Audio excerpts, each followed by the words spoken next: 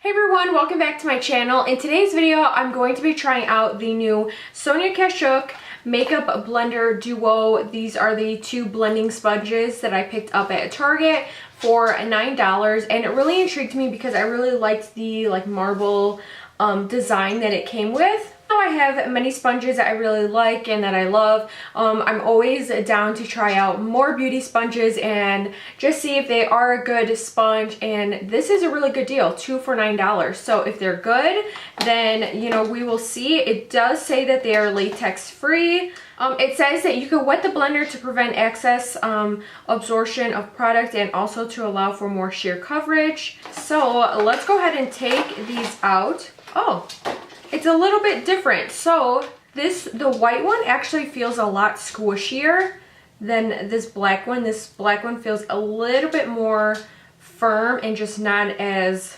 squishy as the white one. Not sure why. Also, what's unique about the shape is that it does still have that pointed tip, but as you guys can see, the bottom is completely flat. I think what I'm going to do is I'm going to go ahead and wet both of these and just see if this black one does soften down a little bit, or if this white one seems really nice. So I'm excited to use this one. So I'm going to go ahead and do my foundation, my concealer, baking, everything that I would normally do with my normal sponges, and just see how these work and see if they're worth the price. I know these are newer because if you've gone to your Target, Sonia Kashuk has been completely made over. So these sponges really caught my eye. Okay guys, so these grew a lot.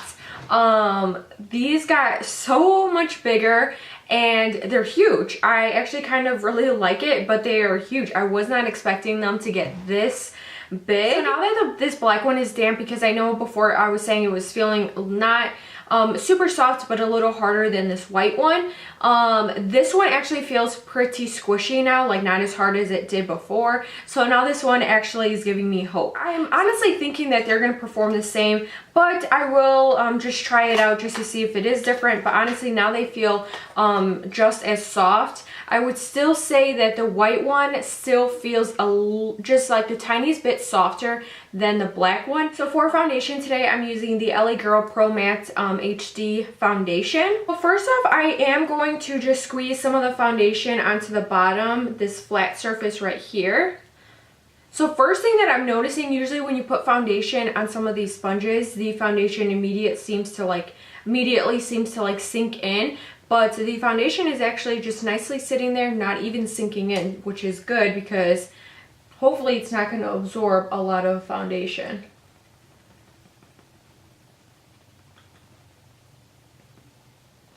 Oh wow.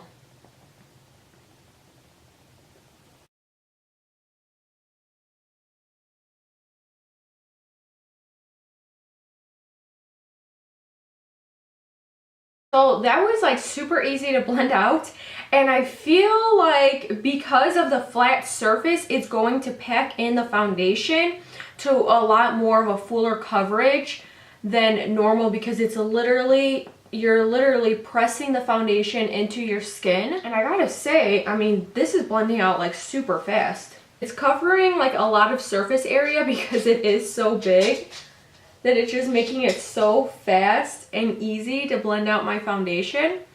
I mean, I have a big forehead, and this foundation and this sponge pretty much takes up like my entire forehead. So you can only imagine how fast this foundation is blending out. That's good. I mean, so far I'm loving the sponge. Let's try it out with concealer. What I'm going to do is actually take the black sponge, because this one is the one that feels still squishy but just a little bit firmer. I'm going to take some of the makeup on here, and I'll just try to build up the foundation even though it doesn't need to be, and just see if the firmness of it comes out still.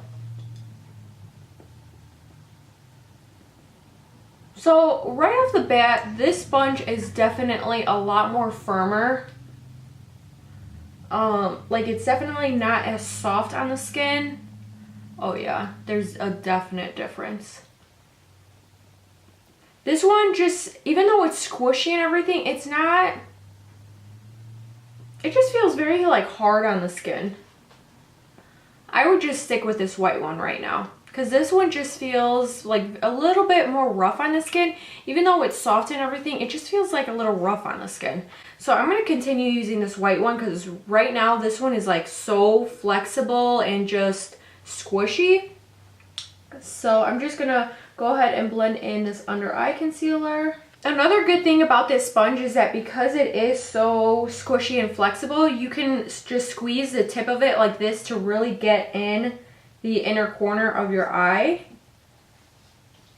to really make sure you're concealing everything you need to. What I'm doing now is, once all my powder is on and everything, I just like to go back in with the sponge just to push everything into the skin. That way nothing looks layered or cakey or heavy, and this is just going to make everything that you put on in your skin really just become one and just really make it seamless. So right off the bat, right now, I'm totally loving this white sponge. I can totally see myself using this sponge. I feel like especially this side really surprised me because it is completely flat.